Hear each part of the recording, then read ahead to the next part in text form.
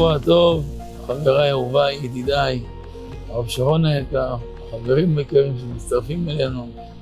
שבוע מלא ברכה, מלא חיוך, מלא שמחה, מלא שפע, מלא פרנסה, מלא טוב. שבוע של פרה אדומה, שמטהרת, שבוע שמקדש אותנו, שבוע שמעלה ומרומם ומגדל אותנו בעזרת השם אלף אלפים של מעלות. ברוך הבא, כבוד הרב. כאן נמצאים. The Rabbi wants to welcome everybody. He wants to give lots of blessings, an abundance of blessings. It's a very special week. It's the week of the Parashat of the red heifer that purifies, that makes the person holy, and allows you to go up thousands of levels higher. השבוע אנחנו נקרא בעזרת השם בשבת קודש, פרשה מלאה נושאים ומגוונת מאוד. מתחילה בעניין של פרה אדומה. אמרו רבותינו הקדושים, סך הכל 10 פרות אדומות בעולם. הראשונה עשה משה רבנו, העשירית יעשה בקרוב מורנו ורבנו מלך המשיח, ובעזרת השם יתברך מלך המשיח יעשה אותה, הוא יסגור את הגלגל והמעגל של 10 פרות, שכולם עניינם טהרה, שקצת ניגע בה בעזרת השם בדקות הקרובות. The subject matter of this week's parasha happens to be Parah Aduma, the red heifer, which all 9 have been done by Moshe Rabbeinu, and the final one, the 10th one, is going to be done in the times of Mashiach. And when the final one is going to be done, it's going to come full circle to completion for the chapter of Parah Aduma. העניין של פרה אדומה, אמרו רבותינו הקדושים שמטהרת את הטמאים ומטמאה את הטהורים. תדעו לכם רבותיי, הטהרה היא היסוד של יהודי. א', מצד שכל היצירה של יהודי זה בטהרה, והרבה משמעות יש לכך. ועוד שהטהרה היא הכלי להכיל את האור שהשם יתברך נותן ליהודי בעולם. אני אסביר. אנחנו מוצאים פעמים הרבה שאדם הולך חלש, מותש, עייף, להם, יגיע, אין לו כוח. הוא אומר לך, מרגיש כמו סמרטוט. באמת למה? אכלת, ישנת, יש לך אישה טובה, עבודה יפה, פרנסה טובה. אז למה החולשה הזאת? מאיפה החולשה הזאת באה? החולשה הזאת היא סימן של קליפות וכוחות החיצוניים אחוזות בנפש האדם. אז כאשר האדם הזה יזכה, ובעזרת השם יתברך הוא יטהר מכל טומאה ומכל רושם לא טוב, אז ממילא יהיה רענן. The Parah Aduma, the red heifer, is very unique, for it purifies the impure, and whoever is pure or holy, it makes him impure. The complete opposite on both sides, in both aspects. And the idea or the concept of being pure or being holy happens to be the essence of every Jew. Because when a Jew is holy, pure, he becomes a vessel that is able to contain the light that is available in abundance for every Jew in the world. So when a man feels that he's tired, that he's weak, that he's unmotivated, why would that be? I mean, he ate, he slept, he has a good job, he has parnasa, he has a good wife. Why would a person feel weakness if he's if he has all these things that that seemingly would be enough for him, yet he still has a weakness in his life? So the Rabbi is telling us that all this comes from having unholiness, impure, that come from klipot chitzoniyot. These are impure layers or impure negative spiritual forces that hold on to a person, and that's what makes him weak. However, when a person purifies himself from all things that are negative or things that are impure, the person feels refreshed, renewed, and empowered. ברשותכם, אחי וידידיי, בואו נתחיל לקלף את הדברים אחד לאחד. הטהרה אמרנו מהחיצות. כתב, אדוננו רבנו הרשש הקדוש, זכותו יגן עלינו. יש מצב שנאמר על האדם, וילכו בלא כוח ורודף עין, להבדיל. אם מישהו רודף אחריו, רודף, אחרי שהוא רץ איזה 40 קילומטר, אני אגיד שהוא 40 מייל רץ, והוא חלש, אני מבין, אין לו כוח. אבל מי שכל היום יושב על קורסה, רגע על הרגל, למה יגיד אין לי כוח? למה הוא מרגיש חלש ומותש, כמו אותו אחד שרץ 40 קילומטר? אלא זה בגלל שיש כוחות אחרים חיצוניים, שדים ורוחות ומזיקים, שנמצאים פה והם שואבים, כמו להבדיל חבית, איזה 100 ליטר של יין מאוד מאוד ישן ויקר מאוד. יש לה ברז עם מפתח, עם קוד, אף אחד לא יכול להוציא טיפה. בא מישהו עושה חור מאחורה, איזה צינור אחורי ומשחרר משם. נכון שהברז זה קדמי נעול, אבל הוא מוציא מברז אחורי, אתה בא להוציא יין מחרבית רשמי, אין יין בחרבית. למה? כי מישהו לוקח צינור מאחורה. הצינור הזה זה הקליפות שמתפסים באדם ומוצצים את הדם שלו. ועל זה באה הטהרה. מי שזוכה להיות בטהרה, מה הטהרה עשה? אתם יודעים? מפרידה כל החלקים האלה. אם יש לך 100 ליטר, מחילה 100 ליטר, יישאר 100 ליטר. יש לך טון, יהיה טון. מה השם נותן לך שפע, יישאר אצלך שפע לעולם. ולכן זה מאוד חשוב, עניין הטהרה התמידית.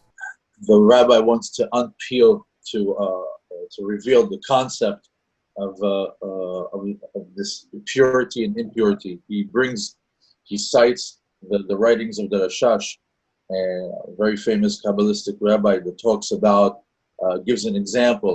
When somebody is being chased, for example, he's being chased and someone is being chased and being run after for 40 kilometers. When he stops, you can see that he is weak and he's tired, and it makes sense. Somebody who's ran such a long distance, it makes sense that he's tired.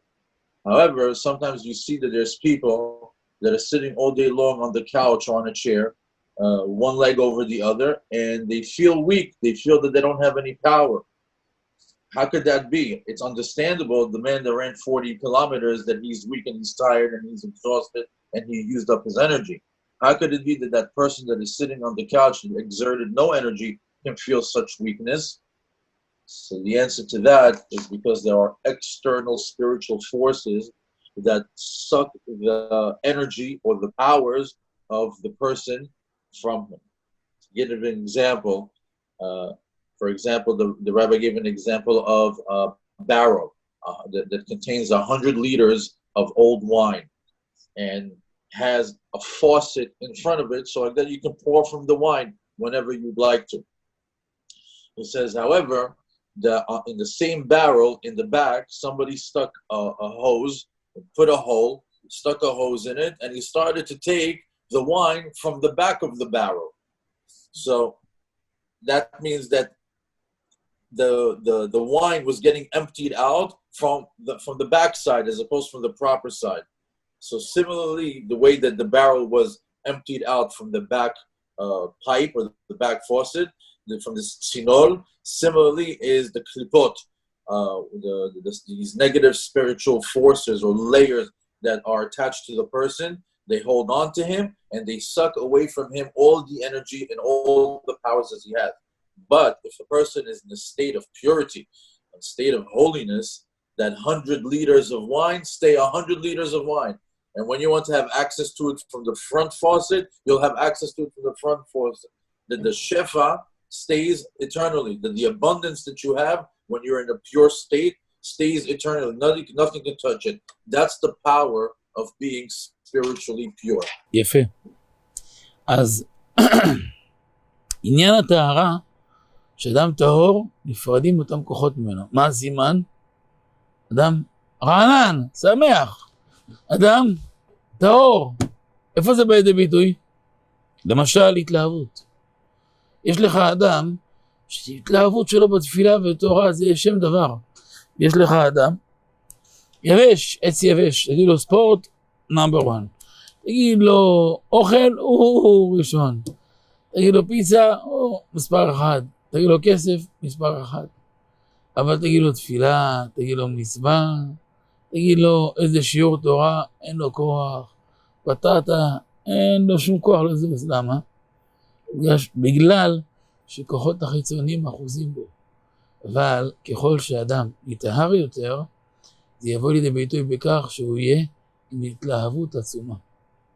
ההתלהבות שלו תהיה שם דבר, וזה אחד מהיסודות שלימד אותנו רבי נחמן מברסלב הקדוש בליקוטי מוהר"ן, תורה כ"ה. בכבוד. The purity is when the forces, the spiritual forces, they become separated. That's when a person is pure. They can't attach to him. How do you see that? How does it present himself? How can you see this in real life? You can see it when the person is happy. When a person is happy, nothing is drawing away from him his energy. He's motivated, he's enthused. And you see that he has a lot of itlavut, enthusiasm. For when it comes to tahara, when it comes to being holy or spiritually connected, what is your enthusiasm? What are you enthusiastic about? You're enthusiastic about your prayer. You're enthusiastic about your Torah learning. Versus a person who is the complete opposite. There's the rabbi gave an example of like a dry tree, that nothing moves him when it comes to spirituality. When you tell him, oh, let's go eat, let's go have this brand new pizza place, right away, that's the top of his list. Let's talk about money, let's talk about business deals. Right away, you'll see all of a sudden he has a lot of energy, he's moving. But when you tell the exact same person something that has to do with spirituality, let's go pray, let's go to a shiur, all of a sudden he becomes tired, he becomes very heavy, he's not motivated, he's not drawn to it. Why? Because a person like that, he's got the external forces that are holding on to him and drawing him down and not causing him to be enthusiastic about anything pure or holy. Now, when a person purifies himself, when a person gets into a higher spiritual state, he has incredible enthusiasm when it comes to Torah and to prayer. He goes into those things with excitement. And we get the source from this, from Rabbi Nachman's book, Likutei Moharan, and it's from the 25th lesson. ברשותכם, פה אנחנו נצא טיול עמוק, מה שלא רגילים ללמוד כל יום, קצת על הנפש של האדם. נקודות עמוקות בנפש. אנחנו נתוודע עכשיו לכמה חלקים חשובים שיש לנו בנפש, להכיר את עצמנו, לדעת את עצמנו ואת המכלול שיש בזה. יותר מזה, להבדיל, אדם קונה איזה מוצר חשמלי חדש, איזה מכונת כביסה, איזה תנור או איזה מוצר חשמלי חדש. לפני כל דבר שהוא יעשה, אם הוא אדם נורמלי, הוא ילמד, יפתח חוברת הפעלה, הוראות הפעלה, הוא ילמד על כל הפונקציות שיש במכשיר החדש, במצבים החדשים. מתוך זה שהוא יפתח, הוא יודע, וואו, יש כאן שכלול כזה, יש כאן שכלול כזה, יש כאן דבר כזה, יש כאן דבר כזה. וזה הכי חשוב. כלומר, אנחנו הולכים ללמוד על הנפש שלנו, מה יש בתוכנו, מה מתהלך בתוכנו, ואיך דברים נעשים. ובעזרת השם, בזה יחל לי, בעזרת השם, צורי וגואלי. The Rabbi wants to take us on a journey. He wants to take us on a deep journey, an explorative journey of the person's soul. He wants to visit several points or deep subject matters that have to do with the person's soul, about the different parts of a soul. He says, just like when you purchase an appliance, an electric appliance, like an oven or anything else that you would use, you would first read the owner's manual and you would take a look at all the different functions that it has. And once you go through all the functions, you become impressed with all the functions that are available to you. Oh, I didn't know that this appliance could do this, and I didn't know that this appliance could do that. You're impressed with the functionality of the appliance after reading the owner's manual. So similarly, the rabbi wants to take us on a journey with our soul. to learn our soul, the different parts of our soul, what is inside of us, and wants to teach us how things work with God's help. כתב רבנו בתניא הקדוש, בשם רבנו הארי בעץ חיים, שתי נפשות יש באדם. נפש אחת מצד הקדושה, מושכת ומטה אותו לכל דבר של קדושה. ונפש אחת מצד הקליפה, שמטה אותו לצד הקליפה, היינו, נפש אחת אלוקית, שהיא מושכת לרוחניות, תשתיק אותה בחוץ. נפש אחת אלוקית מטה לכיוון הקדושה, ונפש אחת בהמית, שנקראת 3 שמות, שם אחד בהמית, שם אחד נקראת יסודית, ונקראת חיונית. עוד פעם, בהמית, יסודית, חיונית. יש ספרים קראו לנפש היסודית, יש ספרים קראו לנפש החיונית, יש קראו לנפש הבהמית. ולמה? כל שם יש לו משמעות. לכל שם יש משמעות, ויש לו משמעות חשובה מאוד. המשמעות של הדברים, נפש בהמית, שבדבר הזה האדם דומה לבהמה. הבהמה אוכלת ושותה, האדם אוכל ושותה. הבהמה מריעה, במחילה עושה צרכיה, בית כיסא שירותים, גם האדם יש לו שייכות לבית כיסא שירותים. הבהמה פרה ורבה, מביאה ילדים ותולדות, גם האדם. אז יש כאן צד בהמי, נוטה. נפש חיונית, נפש חיונית למה? כי גם הצדיקים הגדולים, שהם בעלי עבודה, ובעלי מדרגה, ובעלי משקל, והגיעו מדרגות של רוח הקודש, וכו' וכו', הם לא יכולים להתעלם ממנה. הם גם חייבים לאכול ולשתות, הם חייבים לישון, הם צריכים אישה, הם צריכים פרנסה, אלא שהפרנסה שלהם תהיה יותר בקדושה, אולי האכילה שלהם יותר בקדושה, יותר ביראת שמיים, יותר בכוונת טהורה, אבל הם גם צריכים לגוף ולענייני הגוף. והשם השלישי, נפש היסודית, שכל יסודות קיום האדם באות ממנה. ואנחנו נתחיל לפרק את זה לפי החלקים, ובעזרת השם נצא מאוד שמחים. Rabbi Natan, who brings it from the learning of the Rabbi Arif in the book Etz HaChaim, speaks about the different sections of the soul. The rabbi is going a little bit in detail into the nefesh. The nefesh has a duality to it, has several sides to it. It has 2 sides to it. Nefesh that comes from the kedusha, and then the other one that comes from the klipa. One comes from a holy place, one comes from an impure place, and they both constantly are pulling at the person. The nefesh that comes from the kedusha is rokit, is a holy one. And then the other nefesh that comes, the part that comes from the kilipa, it comes to be described in 3 different ways: behemit, yesodit, and chiyunit. In other words, the nefesh has 3 subcategories that describe it. The one that pertains to the impurity of it. And why does it have 3 names? Because each part of it, each subcategory has a very important meaning to it. For example, we'll go down each one and explain it. The nefesh behemit, that means that's the animalistic side of the soul. The reason why it's called behemit, animalistic, because you resemble an animal. Just like an animal needs to eat and drink, similarly us as human beings, we need to eat and drink. Just like an animal needs to relieve itself, whether it has to go, similarly us human beings, we have to go and relieve ourselves when we go to the bathroom. Just like animals have to procreate and to multiply, similarly the human being needs to have needs to procreate, have children. So that is one reason why it's one subcategory of why it's an animalistic side to the nefesh, which is called behemit. Another word that describes it is the word chiyunit.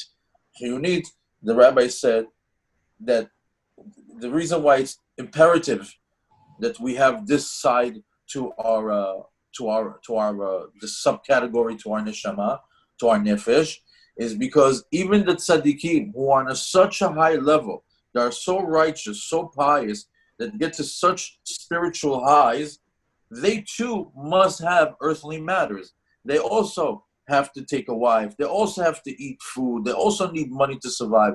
That meaning no matter how godly you want to become or how spiritually level, you still have to deal with the earthly matters. So that's why he gave the word chiyunit.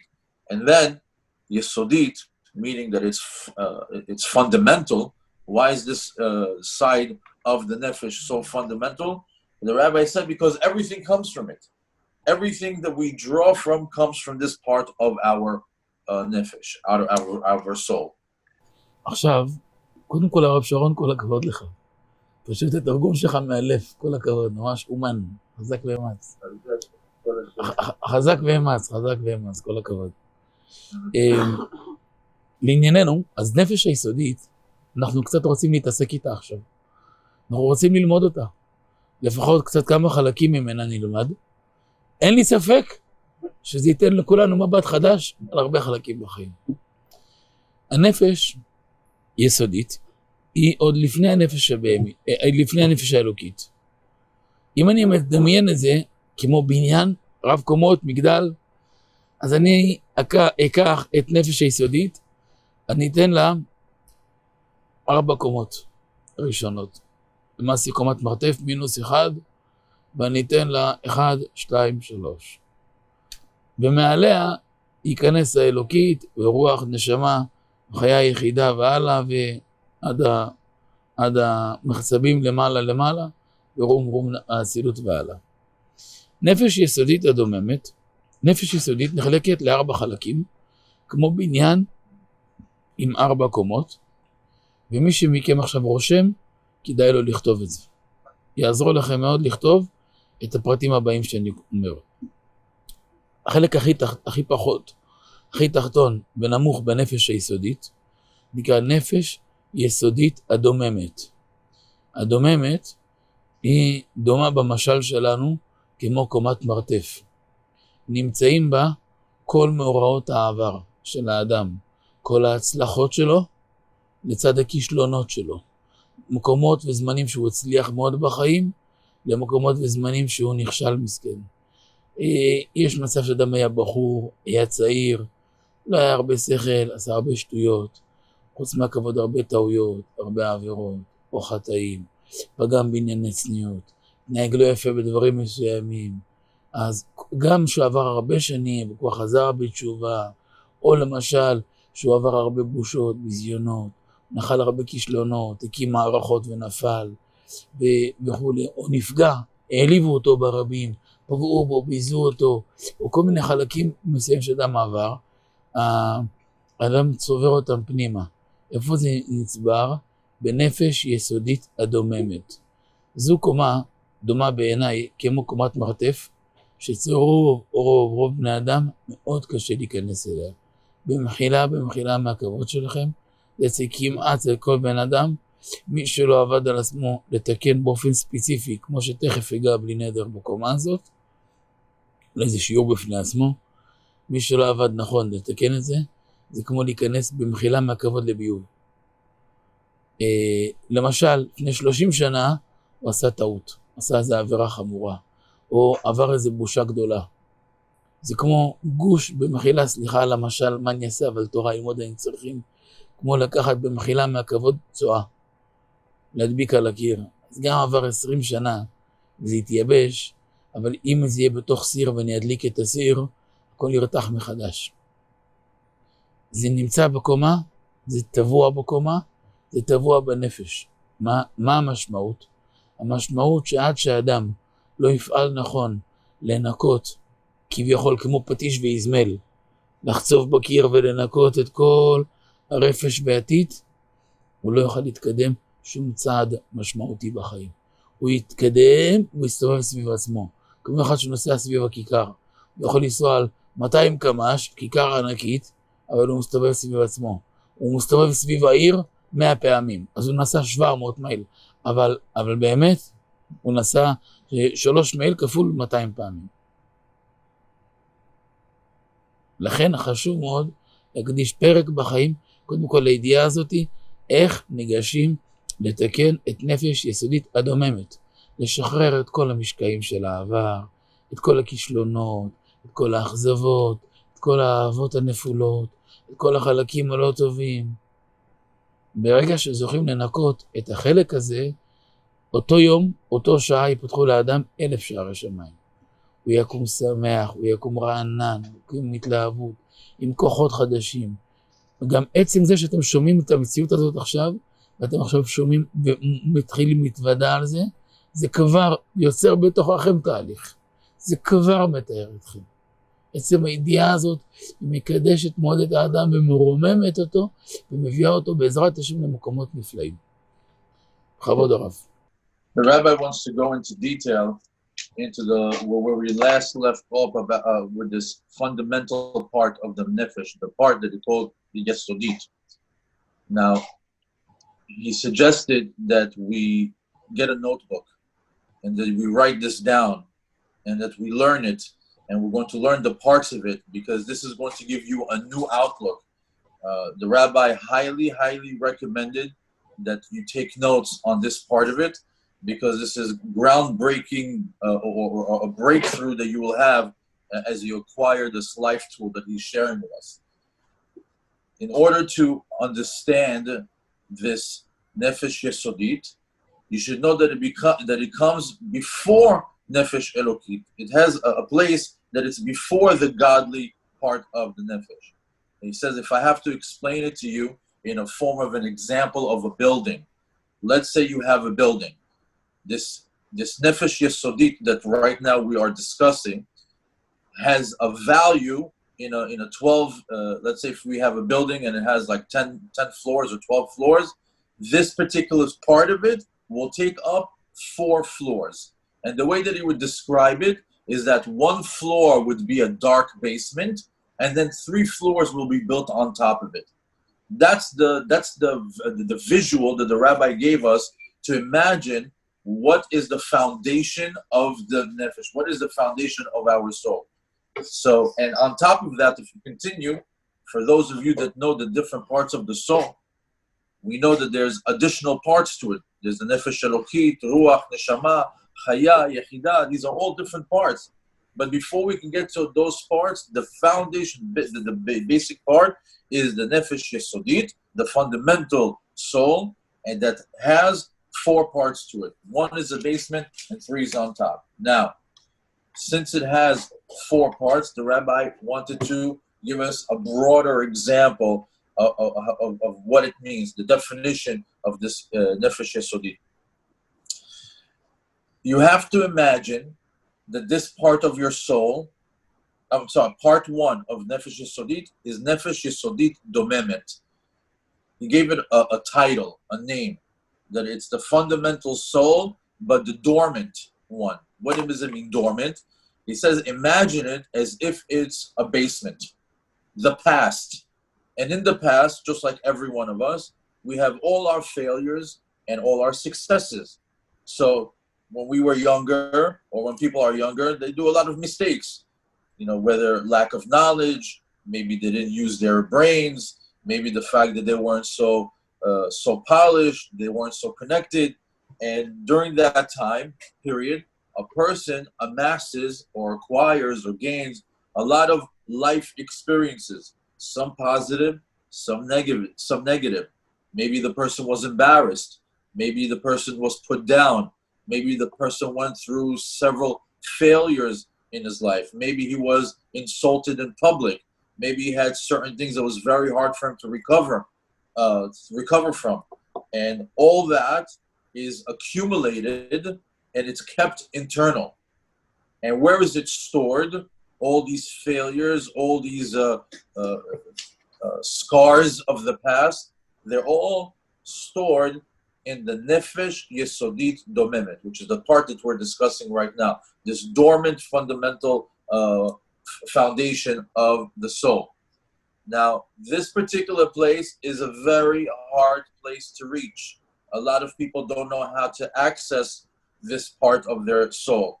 And every single person, if he doesn't take the time out to repair, it doesn't go into some sort of a state where he tries to repair these past scars, he's going to be, the rabbi asked his forgiveness and his apologies because he's going to use a bit of a foul example, but only because it is necessary for us to grasp the idea.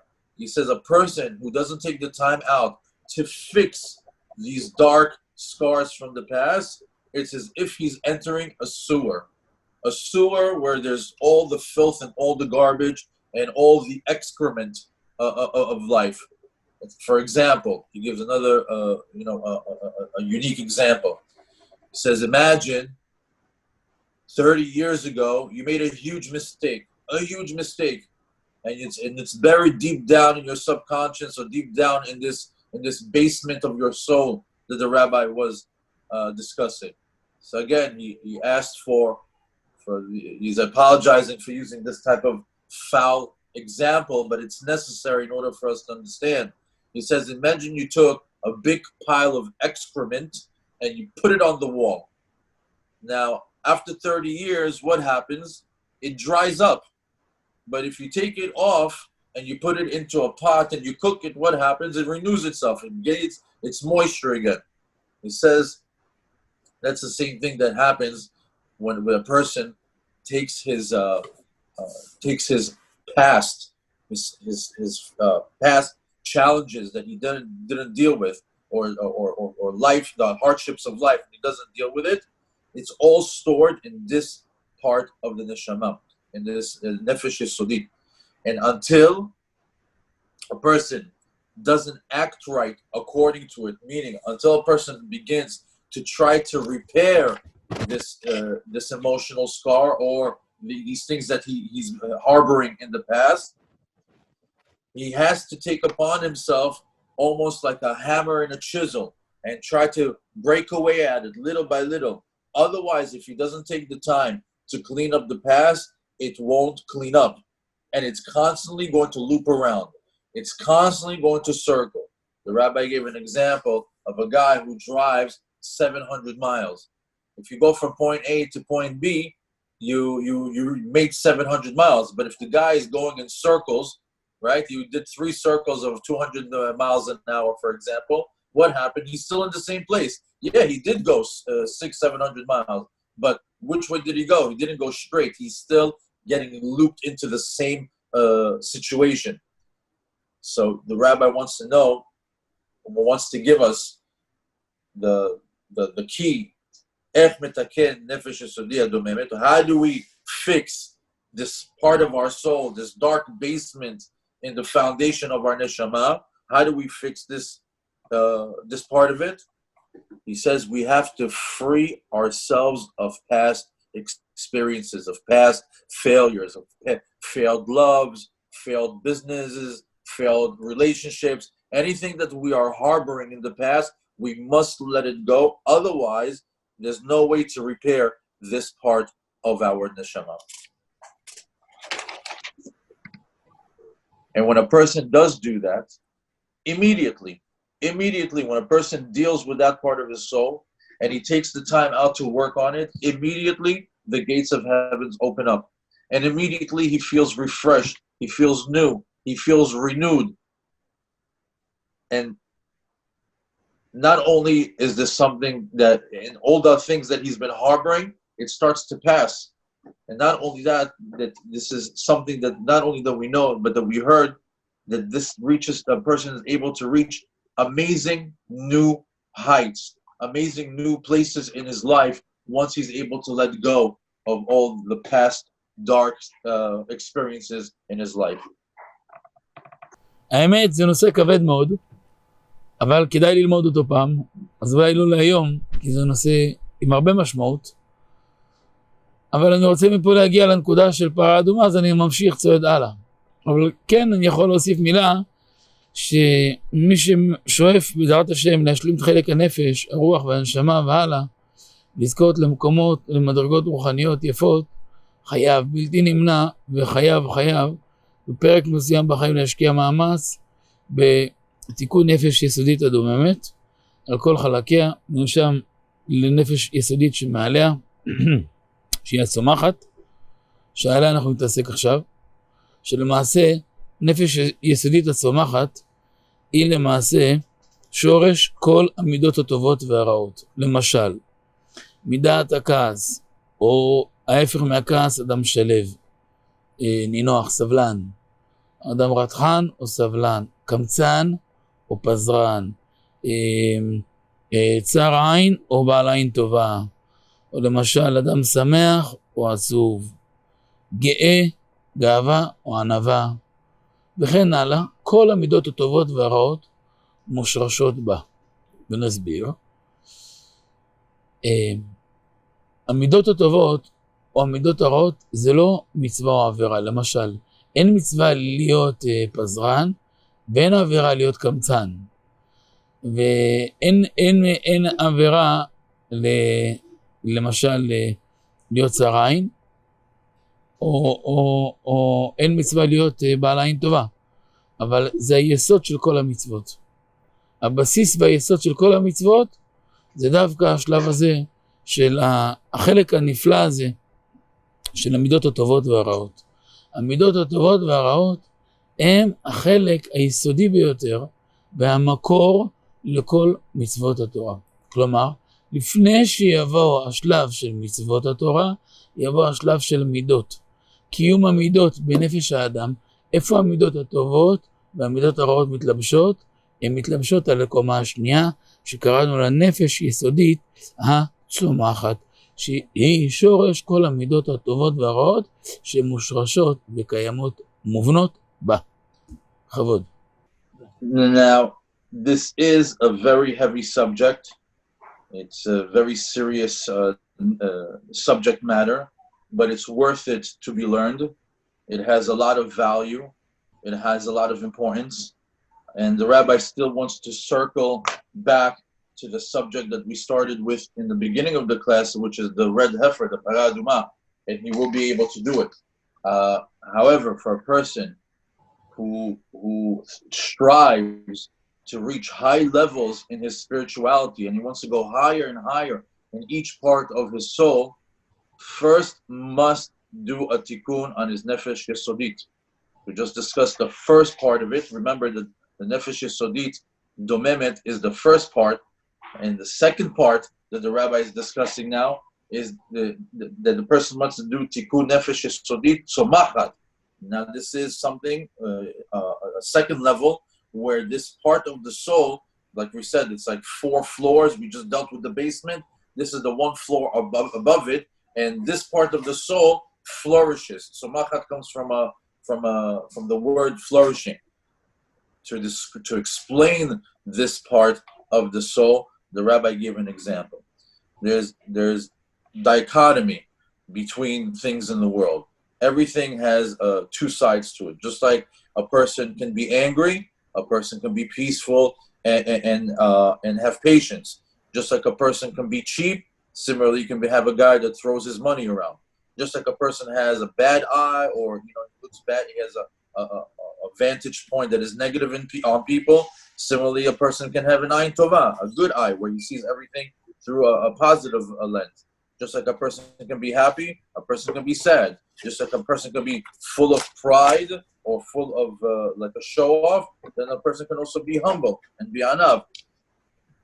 All the good qualities that a person has, the midot hatovot that we strive for, it's very interesting. The rabbi said, there's no mitzvah if you didn't transgress a mitzvah if you threw your money around and you're a big spender, and you didn't transgress on a mitzvah if you were cheap and you didn't spend your money. You didn't forego anything in the Torah. Similarly, it's not a sin if you have ayin sarah or ayin tova. You didn't make any sin from the Torah if you look at people negatively or if you look at people positively. It's not so much connected to the mitzvot. However, the outlook, the vantage point that you have, the characteristic traits that you have, are the foundation to all the mitzvot. In other words, we have midot tovot and midot ra'ot. We have good characteristic traits and we have bad ones. But the foundation to all the mitzvot of the Torah comes from our characteristic traits. In other words, before we perform mitzvot, we first must discover our midot. We first must discover our characteristics. And this is the second floor to this nefesh yesodit, or nefesh yesodit hatzomachat. What is it? It's the midot tovot. It's having good characteristic traits, and that, once you have that as a base, then that allows you to actually perform the mitzvot in the right way. First, you need your character. First, you need midot before you perform the mitzvot, and that's what this second level is about. איזה יופי. איזה תרגום יפה. כל הכבוד. חזק ואמץ. מעל זה, נפש יסודית החיה. שמה מתלבשים בפועל תרי"ג מצוות התורה. הרמ"ח מצוות עשה כנגד רמ"ח איברים של האדם. רמ"ח מצוות עשה ממשיכים חיות, אור, בריאות, שמחה, שלווה, כוח, יכולת, בכל הרמ"ח איברים של האדם. שעשה לא תעשה, שומרים שהאדם לא יחלה בשום גיד, שעשה גידים, ממשיכים כוח וחיות, בריאות, שמחה, עוצמה, נחת ושלווה, וכוח יפה, בתוך השסה גידים. שמה, חוץ מרמ"ח איברים שסה גידים, חוץ מרמ"ח מצוות עשה ושסה לא תעשה, יש גם 70 כוחות שבנפש. יש בנפש האדם 70 כוחות. דיבר עליהם אדוננו הרמב"ם ב8 פרקים, דיבר עליהם רבנו ארי בעץ חיים שערנון, הביא את זה רבנו אגרא, גאון מווילנה, בפירוש של הספר איוב, רבי פנחס אליהו מווילנה, גם בספר הברית, ועוד הרבה הביאו את זה. אנחנו הקטנים גם בלי נדר בעניותנו, חלב הארץ ד' שעוד לא יצא, גם עמדנו קצת על ה70 כוחות האלו. 70 כוחות, למשל דוגמה, אדם עכשיו אוכל מאכל, או שתה איזה כוס שתייה, המאכל נכנס בפנים, יש כוח שמקבל את המאכל, יש כוח שמעכל את המאכל, יש כוח שמחלק אותו, למשל חלק הזה יעלה למוח, זה יהפוך להיות דם, וזה יהיה במוח, ואחרי 21 יום, אצל איש זה יהפוך מאדום ללבן וזה יהיה זרע. אחר כך החלק השני בבירור שלו ילך ללב. עיקר האדם זה הלב, הבריאות של הלב, דם של הלב, וכן הלאה. החלק החמישי, הכי פחות מבורר, ילך לכבד. מתחת זה יצא החוץ הפסולת. יש כוח שמעכל, כוח שמקבל, כוח שמעכל, כוח שמברר וכוח שמנתב אותו. פתאום אחרי שעה, שעתיים, אדם צריך להתפנות. מה זה להתפנות? יתעורר כוח שנקרא כוח הדוחה. דוחה את הפסולת החוצה, הוא צריך ללכת לשירותים רגע, והוא דוחה אותו החוצה. על אותו משקל, כוח ה-39 מתוך ה-70 כוחות נקרא כוח המדמה. עיקר האדם במדרגות הרוחניות, ההישגים וההצלחות בכל חלקי החיים, יהיה תלוי בבירור הכוח הזה, כמו שעליו אנחנו נעמוד. בכבוד הרב.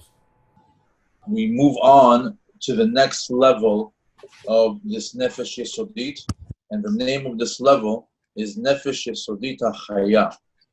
And the true function of this part of the soul is that it's the actual performance, the 613 mitzvot of the Torah, which are split up into 248 organs and 365 sinews.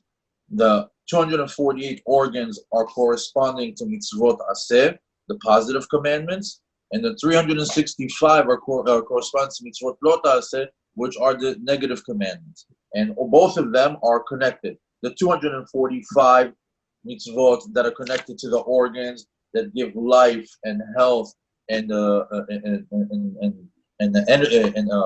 life force is the same thing that is also included in the 365 of the sinews that also need their life and their health and their life force. We all need that that give a person, when a person enjoys health, he has peacefulness, he has calmness, and within this nefesh, that houses these 248 organs and 365 sinews, there are 70 powers.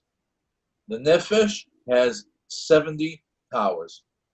This was brought down in many places, in books by the Rambam, books by the Ari, Netzach Chaim, books written by the Hagra, the Gaon Vilna, also a book by Pinchas Eliyahu, Sefer Abrid, and even the Rabbi himself has touched upon this and is going to go a little bit more into it personally, talking about it, to possibly writing about it, about this concept of 70 powers that the body has. So he gave an example. When you eat and when you drink, there's a certain power, a certain life force within the body that receives the food. And once you put the food into your body, it goes through different processes. First, it gets digested. Then it gets distributed to different parts of your body.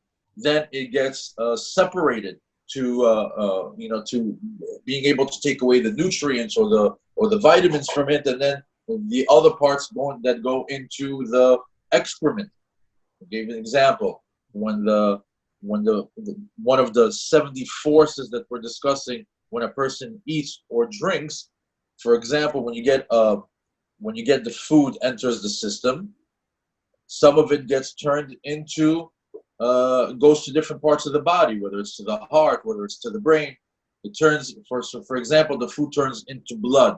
It goes to the brain and it turns into blood. 21 days later, it turns from blood into, or from red, it turns into white, to zera, meaning that that food went through a 21-day process of being infused into the blood, and after that, it has the power to be transformed into semen, into seed. So we see that the body has these forces or these abilities to take food inside and do different things with it, whether it distributes it to the heart, where we know that a lot of our health is connected to the heart, or if it gets sent to the liver, or if it gets sent down to where we have to digest it and then the excrement comes out of us. Out of the 70 forces that are within the body, the Rabbi mentioned force number 39. So the 39th force from this 70, he called it Koach HaMedameh. I don't know what the right translation to it, but it has the force to... I'm drawing a blank over here. כבוד הרב, איך מסבירים המדמה? אם אפשר להסביר לי מה זה מדמה, כוח המדמה. עכשיו, זה השלב הבא. Okay, so he's going to go into detail into what כוח המדמה is, but he says that it's connected to successes, to being able to achieve goals, and the rabbi wants to go into detail how to actually be able to separate the power that's within this 39th power from the 70 kohot.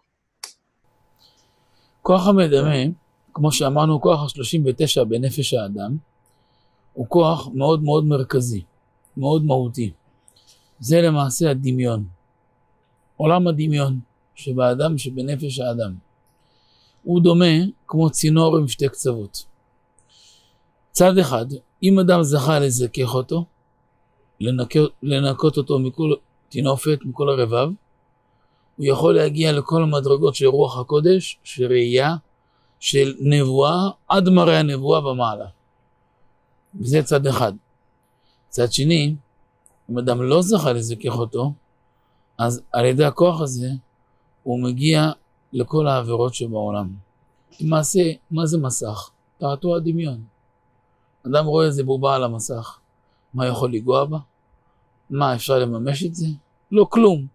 מה, ואתה רוצה להגיד לי שתעתוע של דמיון יביא את האדם להתחייב כרת? מה, יחריב בית בישראל? מה, וכל מיני שאלות כאלו, אתה רואה שכן, צערנו. כמה בתים נחרבו בגלל טעויות של העריות של המסך. זה רק דמיון. הדמיון הזה, הוא ניזון מהחטאים של האדם. אם אדם לא זיכך אותו מהחטאים. אם האדם זיכך וקידש אותו, אז הוא זוכה לראות מראות אלוקים דרכו. למשל, אצל הנביאים כתוב, כי לא יעשה אדוני אלוהים דבר כי מגלה סודו, אל עבדיו הנביאים. כלומר שהקדוש ברוך הוא לא עושה כלום עד שמגלה לעבדיו הנביאים. ואיך הוא מדבר איתם? וביד הנביאים אדמה. אדמה לשון מדמה. דרך כוח המדמה שלהם. כך כתב אדוננו הרמב"ם, וככה בכל ספרי קבלה. זכותם מגן עלינו. אבל אם אדם לא זכה לזכך את כוח המדמה, אז זה הכוח שהורס לו את החיים. זה על ידי העוונות שלו, הדמיונות מתרבים ומתרבים, ונכנס בו הכוח הדמיון הזה, המדם הזה, והורס לו את כל החיים. וכל מה שאדם סובל בעולם, רק מחמת הכוח הזה. זה כוח הבהמיות שנמצא אצל האדם, מצד הנפש הבהמית, וככל שהוא נהיה בהמי יותר ומשוקע בתאוות יותר, על ידי עביות וגשמיות והעוונות, כן, הכוח הזה מתעבה אצלו יותר, ומשם הורס לאדם כל מיני חלקים בחיים. פתאום אדם לא שבע באשתו, הוא לא שמח ממנה, פתאום לא מתאים לו ככה, פתאום לא מתאים ככה. מה קרה? פתחת את העיניים? מה קרה? פתאום לא מתאים לאישה, כל מיני מצבים. למה? אם נוהגים באופן נכון בהלכה, תמיד אדם יהיה שבע, אדם יהיה שמח. אבל פה המפתח של החיים. כל המחלוקות שעוברים בעולם, מריבות שעוברים עם הזולת, בין איש לאשתו, בין ההורים לילדים, בין אחים, בין נכסים, בין עסקים, גם בין האדם לעצמו, כל מיני מרמורים שאדם עובר, כל זה כוח המדמה הזה. אדם נהיה כמו איזה בלון הפוך, הוא מחזיק מעצמו גדול הדוב, כאשר סיכה קטנה, הוא גודל כל האוויר. אבל אם אדם זכה לזכך את הכוח הזה, אז הוא זוכה למדרגות נפלאות. איך מזכחים אותו? זה נושא כבד מאוד, אבל במילה אחת, העבודה שלנו להפעיל תמיד את השכל וההיגיון, ועל זה נדבר מיד. The koach hamedamem that we're discussing right now, this 39th power out of the 70 powers that we harness, is the central power. And the word medameh comes from the word dimyon, imagination. So the 39th power is the power of imagination. Now, in order to understand this power of imagination, you have to go through a dual pathway. It's a pipeline. If you take one side where you purify yourself, and you take away from you all the impurities or all the dirt that we were talking about earlier, a person who takes that time, he's able to reach high levels of spirituality. He can even reach prophecy. He can even reach Ruach HaKodesh. But a person who doesn't take the time to purify himself, all the sins of the world, he can attract himself. For example, he says all the screens that we look at, you look at whatever it is that you look on the screen. Is it real? It's not real. Something that you see on the screen. Is the person in front of you really? But yet, when a person looks at it and his imagination starts to work, he starts to pick up all the sins in the world. He starts to do all the sins in the world. And over what? Over something that is imaginary on a screen. It's not even real. So we see that the power of the imagination is very dangerous. Many, many households have been destroyed by the power of the imagination. People go looking on screens and their imagination starts to run rampant and it causes them to start to sin. If a person purifies himself and he goes in the ways of holiness, he's able to get to the level of seeing God. Just like the Nevi'im, the Rabbi wrote a pasuk. I didn't have enough time to write it, but he said that the Kadosh Baruch Hu doesn't do anything until he reveals it to the Nevi'im. Because it took the word adameh, comes from what? Medameh. Medameh meaning show like from the imagination. And it's wrote in very, very in many places like the Rambam and in the Kabbalah. But this is if he merits. If he merits, Hashem is able to show them through the imagination amazing things. If he didn't merit, lo zacha, what happens? This koach hamedameh, this imagination, goes to the other side, goes to the negative side, to the impure side, and it's able to destroy the person's life. Because the imaginations, they just get bigger and bigger and bigger. They start to amass. And the person starts to suffer from this 39th power. Because what happens is when you activate your 39th power of imagination, it empowers the nefesh habehemit. It empowers the animalistic soul. And the more you feed this animalistic soul, the more it gets the power, and the more the imagination gets power. And all of a sudden, the person finds himself, he's not happy with himself, he's not happy with his wife, all of a sudden things don't fit, things don't make sense, he has no happiness. The more you feed into the imagination, the more it convinces you to go into the physicality. A rabbi shared with us that a key to life, to getting out of machloket, to getting out of conflicts, instead of, for a person that gets into fights, whether he fights with everyone, whether he fights with his wife, his brothers, if he fights with his children, or even if he's having like all these challenges within himself, he's got an internal fight with all of them. That all comes from koach ma'adimyon. This all comes from this power from the imagination that has been running rampant on the other side, not being checked, and becomes like an inflated balloon. That more and more the imagination convinces you, and it blows it up, and it blows it up, and it blows it up. He says that the imagination blows it up to such a level that all you have to do is come with a tiny pin, pop it, and all the air comes out. Why? Because it's not real. It's just your imagination. It says a person who's able to overcome the power of imagination can reach amazing levels, incredible levels in his work, in his work of Hashem, in his work, his spiritual work, and he's able to reach very high levels in his mind and in reality. עכשיו, שימו לב רבותיי שטבע של האדם שהוא נמשך אחרי המדמה. וזה הסיבה שרוב רובן של העולם מונחים בדמיון גדול מאוד. כך כתב האדמו"ר מהראש בשפת הנחל, על תורה כ"ה בליקוטי מוהר"ן. וזה מה שגורם לרוב בני אדם כל מיני עינויים, כל מיני צרות, כל מיני איסורים. והדמיון שמוליך אותם שולל ממחשבה עד שמביא אותם להרהורים רעים, מחשבות זרות, שנמשך כל העבירות שאדם חוטא.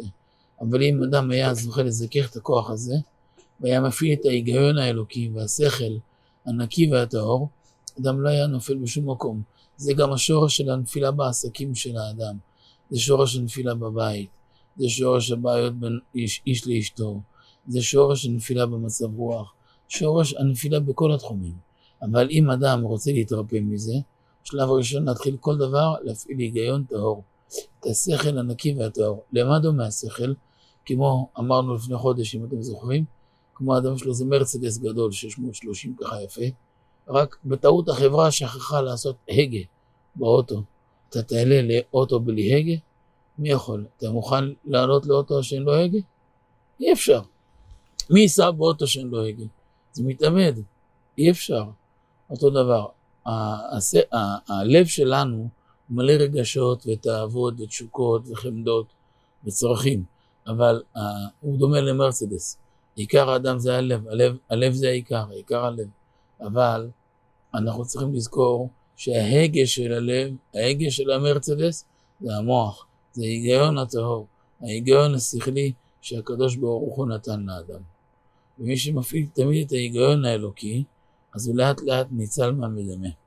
הוא מתחיל לתפקד מתוך היגיון אלוקי, וההיגיון של השם יתברך, מה שהוא שם בו, וזה מביא את האדם למקום נפלא ונקי מאוד. העניין של פרה אדומה, ללמד אותנו שככל שאדם טהור יותר, כוח המדמה שלו מבורר יותר. שכוח המדמה מבורר יותר, אנחנו נראה את זה בהתלהבות שיש לו בכל מצווה, בלימוד התורה, בקיום המעשים הטובים שלו. וכאן אנחנו חוזרים למשפט של המפתח. שההתלהבות של האדם בתורה, בעבודת השם, בקיום המצוות, מגלה כמה הוא זכה לזכך ולתאר את הכוח המדמה שלו. Now, it's the nature of a human being to go after his imagination. This is something that is very evident in our world today. We see that a lot of people are suffering where they allow their imagination to run and they follow it and they find themselves in different realities. The rabbi is quoting a book, Sfat Nachal, that is a commentary on the Likutei Yoram. He says that all the troubles, all the afflictions, all the difficulties that people go through comes from an unchecked imagination, comes from a person that has just let his mind go from one thought to another thought, from one negative thought to another negative thought, and one thought draws another one until he finds himself in a very bad headspace. And the imagination brings him to bad thoughts that bring him to a bad state of mind. The opposite of that is if a person drew his mind and his thought to the nefesh Elokim. In other words, the other side of it, if he purified his thought, purified his mind, if he kept his imagination in check, and he went to the root of everything, just like it would be with his wife or with his children or with his business, he just go to the root of keeping it all clean, and he has a higayon tahor, meaning that it's he has the psyche that is pure, or the thought that is pure, or the imagination that is pure, then he will be able to reach immense heights in spirituality. The rabbi gave an example of the brain. He might have mentioned it in previous classes, but he says an example of a very fast Mercedes that doesn't have a steering wheel. So in order to make us understand it is like this. The heart is the Mercedes. Over there we have all our feelings, all our desires, all the worldly things that we chase on a daily basis. That's the Mercedes. But it doesn't have, it's a very fast Mercedes. It wants to take you places.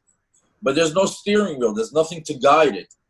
So it says then we have another part in our body, which is the moach, which is the brain, and that's the steering wheel, and that navigates the desire, that navigates the vices that we have, or the aspirations that we have within our hearts.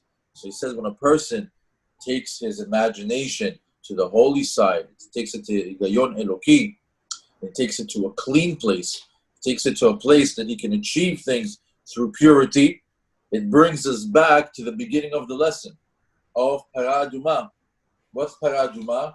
It says Paraduma is the Koach Medamem, this power that we've been speaking about, the power of the imagination. If you dealt with it, if you're in control of it, if you're able to sift through it, and you are more in tune to pushing it to your imagination, to the godly side, to the holy side, to the spiritual side, the same way that we saw it in the first opening line in the class when the rabbi said, when a person has enthusiasm about praying or enthusiasm about learning Torah, that's when he was able to conquer. He merited to purify the power of the imagination. So in other words, in the beginning of the class, we spoke about being enthusiastic about Torah learning and about prayer. How do you achieve that?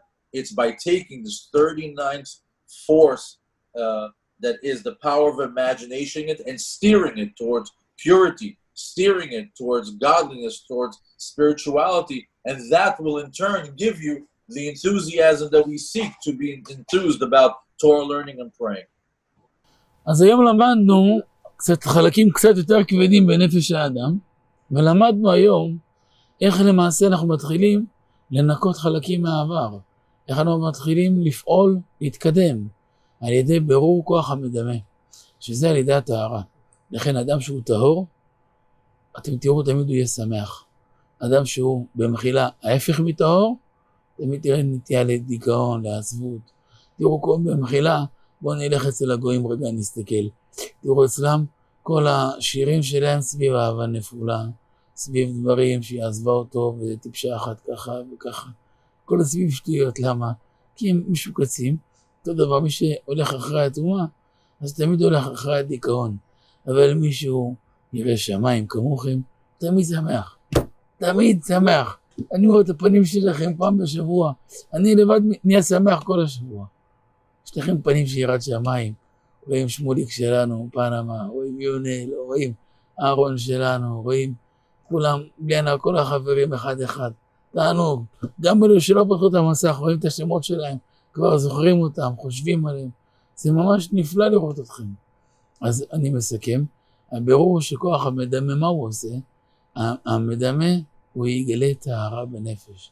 הטהרה תוליד התלהבות גדולה, התלהבות אמיתית, שמחה גדולה, אדם שבע במה שיש לו. פתאום תראו איזה ברכה משתלחת. בזמן שהוא מרוויח 100, פתאום מרוויח 100,000, פי 1,000, פי 100,000 מרוויח.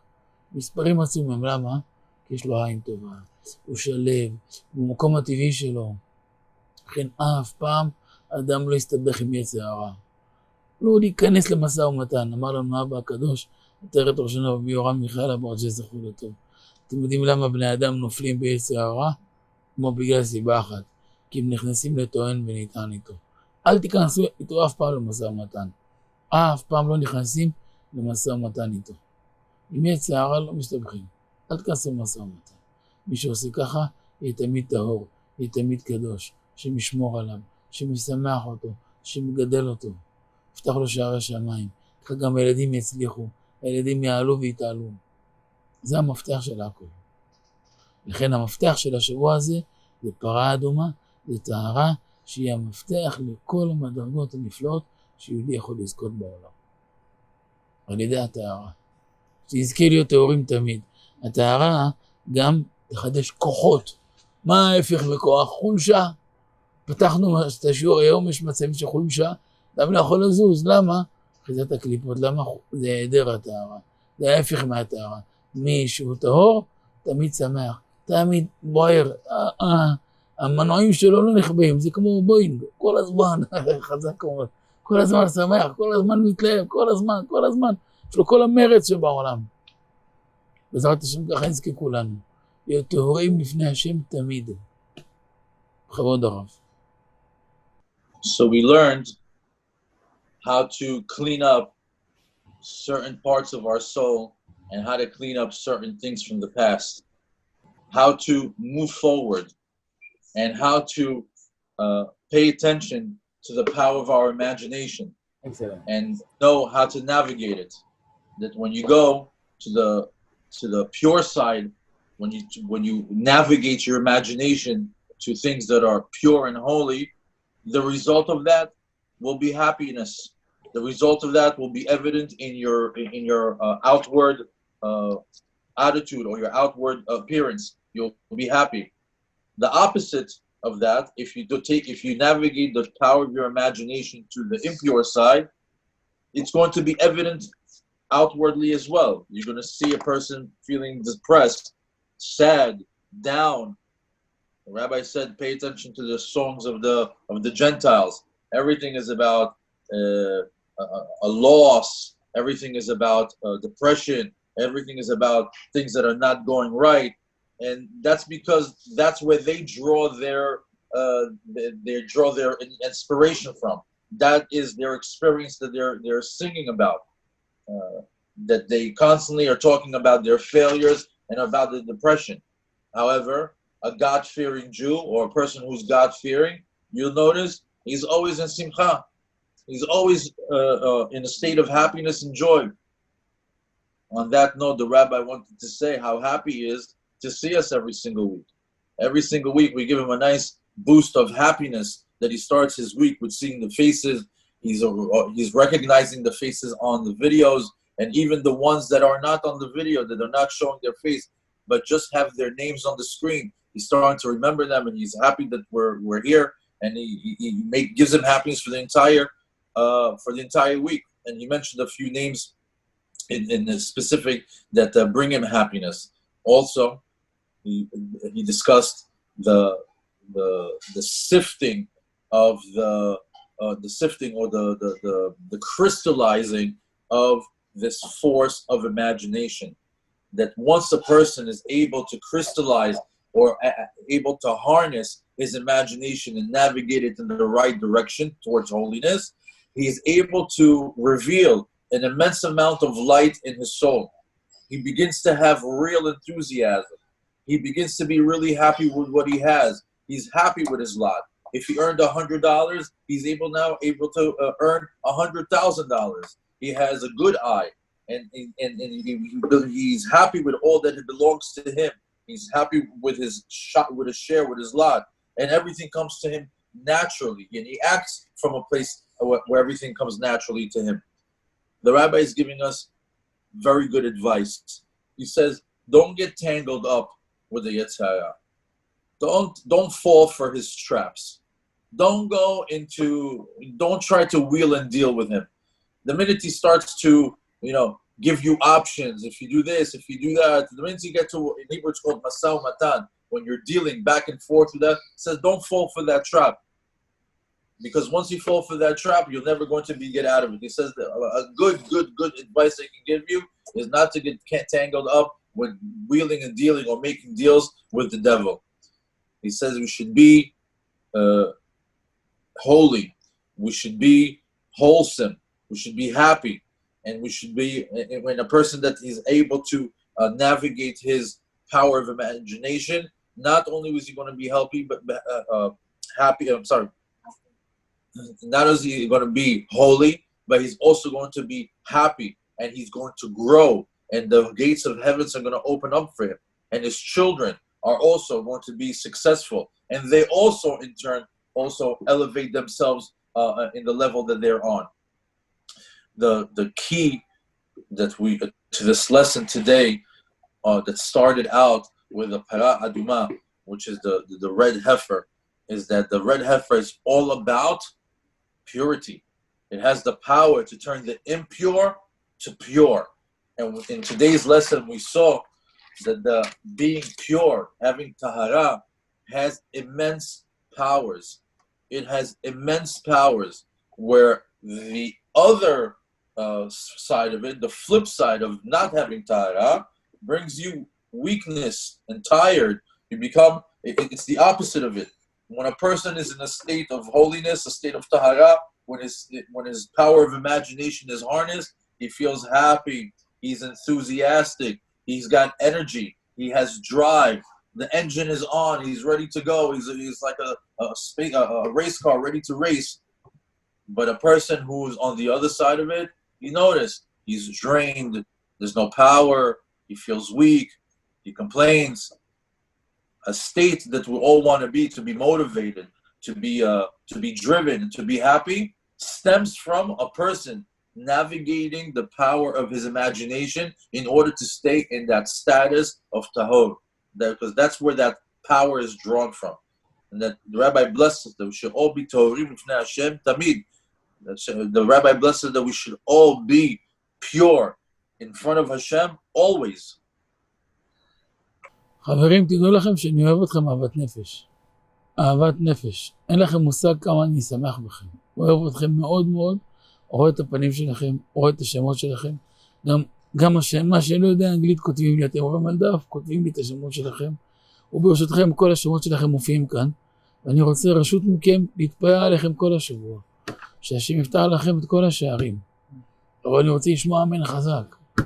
איפה שאתם בעולם, שתענו, אמן חזק, שהשם יפתח לכם בעזרת השם את כל השערים, ונראו אתכם ששים ושמחים, ותזכו להיות עולים ומתעלים, ונראו אתכם כל השבוע הזה מצליחים מאוד. בשבוע הבא אני אפגוש את הפנים שלכם עוד יותר מהירות, ועוד יותר שמחות.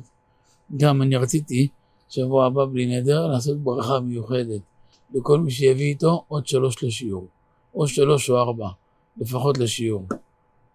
ככה השיעור גדל, נקדש עם שמיים. אתם רואים את הדברים העמוקים שלא כל אחד יכול לדבר בהם. אבל אני נתתי לכם דוגמית קטנה. מה שאצלי בבית מדרש, לימדתי את זה לחברים בבית המדרש, 25 שבתות רצוף, פירקנו את הנפש, את החלקים האלו, אבק דק. ובמסלול אחר, 100 שיעורים, עשיתי 2 עליהם, ועוד יותר אבק דק. אבל אז משנה את כל החיים. זה קרש קפיצה הופך את האדם מטוסטוס להיות מרצדס, מטוסטוס להיות מטוס, זה ממדים אחרים לגמרי, ובעזרת השם יתברך נזכה לגאולה שלמה ברחמים. תזכרו שיש לכם פינה חמה בעולם, בארץ ישראל, בנתיבות, אצלי ישראל אברג'ל, מוסדות המאיר לארץ. יביא לכם תמיד נחת ומתיקות ונעימות, אמן כן יהי רצון. לפני שאני מסיים, המזכירות שלנו רוצים לומר משהו, אז אני מעביר את הדיבור במילה אחת, בקשה קטנה, למזכיר שלי שעומד איתכם בקשר, ידידיה. Shalom everyone, I'm very happy to see you all, and on behalf of Hameir Laarets, I want to thank you for joining the shiur. If you don't mind to share your contacts with us, those who don't yet send it to us, and we would love to stay in touch with you. Soon there are many new things coming up, many new surprises, and it would be a very, very great way to keep in touch with the Rav.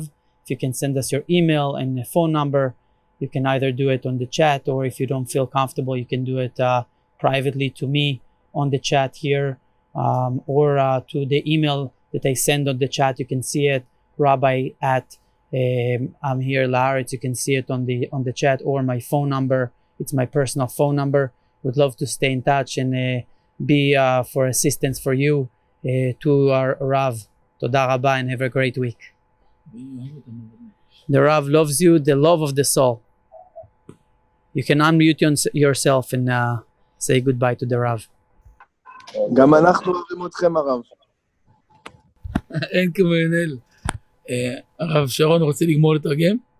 כן, אז the rabbi wanted to let us know that he loves us a lot. And he has, it's a love from deep inside the soul, so it's a very intense love, and he loves us a lot, a lot.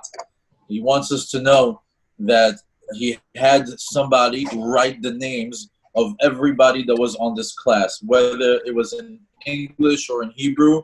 They translated to him to Hebrew, and they wrote for him on a piece of paper, and he wants everybody to know that he's going to pray for everybody this week. Everybody that's on this class, he's going to be praying for him the entire week. And later on, when he gives the bracha, he wants everyone to answer a very, very strong amen. And that Zat Hashem, that they'll open up all the gates of heaven, that we shall be happy, that we shall get elevated spiritually, that we should be successful. And he's preparing a very special blessing for next week, a bracha miyuchedet, he called it. And he wants that in return for us to bring 3 more people to the group. The rabbi wants the group to grow. The rabbi wants the class to grow. So he wants everybody to bring, to make an effort to bring 3 more people to benefit from this class. The more people can learn, and he'll have a very special blessing for us ready next week. And by doing that, we sanctify the name of heaven, and just wanted us to know, even though that we took a very small class today about the subject, but he says in his own shul, they learned about this concept that we discussed today 25 Shabbatot in a row. They took this subject matter and they dissected it, and they turned it from a rock into sand. And he says not only that, about 2 years ago, he did 100 lessons on it. And he can tell you, he's trying to give us a testimony that this type of lesson that we got today, the more you pay attention to it, it acts as a springboard to life. It takes you to a different level. If you were going through life on a skateboard, now you're going to go through a scooter. If you're going to go through life as a scooter, now you're going to go as a plane. In other words, this is something that can spiritually jump board you to the different level. The rabbi is here for us.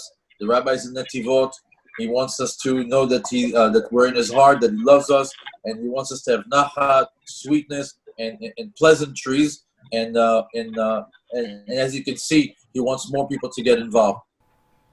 אני רוצה לברך עוד פעם מעומק הלב כל אחד מהחברים שאני רואה את התמונה שלו, אני רואה אתכם, שמח בכם, שמוליק היקר שלנו, שמואל ישראל, ומשה, ואנטוני, וברוך, ויונתן, וסלי, ויונל שלנו, ורבי שלמה אוחיון, וידיד נפשי, רבי משה ישראל אוחיון, צדיק, אני כל כך שמח בו, וחננאל בוסקילה, ומיכאל, שאני מזהה אותו, ודן, וורדה, שמשמור עליה, ואברהם, ורבי יאיר היקר מסרי, וקרלוס, ומי עוד, ויוסף היקר, והקדוש ברוך הוא ישמח אתכם.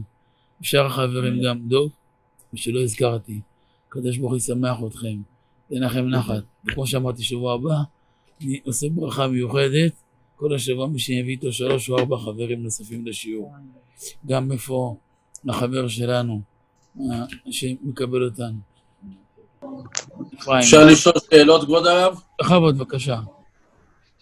שמענו בשבת דברי תורה על קורח ועדתו, ואמרו ששמעו מהרב יורם אברגל, זכר צדיק לברכה, שאמר שנחשון בן עמינדב היה חלק מהם. כן, אני זוכר שעבר. אז איך זה יכול להיות אם הוא לא היה לוי? למה הוא היה בכלל להתערב איתם? הוא לא יכול להיות כהן, הוא משבט יהודה. זו שאלה גדולה מאוד. ברשותך, אני אגיד בזה 2 מילים.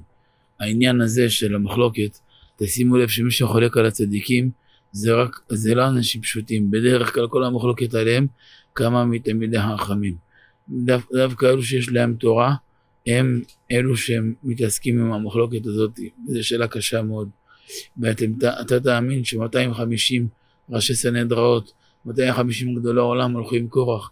מי נשאר עם משה רבנו? רק פשוטי עם נשארו איתו. אבל פה מעלת התמימים בפשוטים. התמימים לא מתבלבלים. עשה לך רב, הסתלק מן הספק. מי שפוגם באמונת חכמים, פוגם בהכל. כי פה תאמר שאסור לפגום באמונת חכמים. אסור לעשות טעות. ללכת עם באמונה שלמה. אל תמהר על לקחת רב, אבל תיקח הרב אחרי שתחקור מכל הכיוונים שהוא נקי וטהור, שאין לו שום קשר לתאוות של העולם הזה, שהוא יתעלה מעל העולם הזה, הוא כולו קודש להשם, אוהב כל אחד מעם ישראל כמו שהוא, בלי סנקציות, בלי עניינים של כסף וכבוד וכל מיני משחקים. ומי שעושה את זה, הוא יראה הרבה ברכה, יראה המון ברכה, ורק זה אפשרות להינצל. מי שרוצה יותר להבין, ילמד ליקוטי מהר"ן תורה י"ב. תודה רבה. ורוצים לברך רפואה שלמה לבריז'ט זרי בת חנה, וגם הנרי, יחי אהרון, התגמר אל נרפנה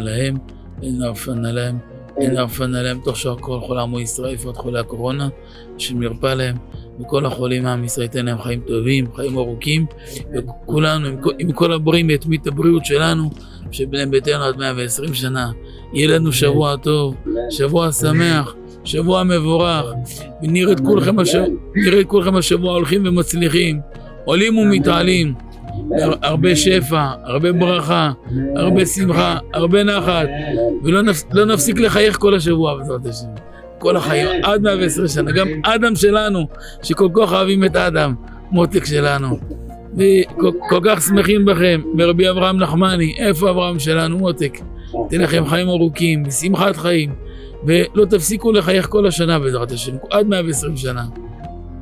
שבוע טוב. אמן. שבוע טוב. שבוע טוב הרב.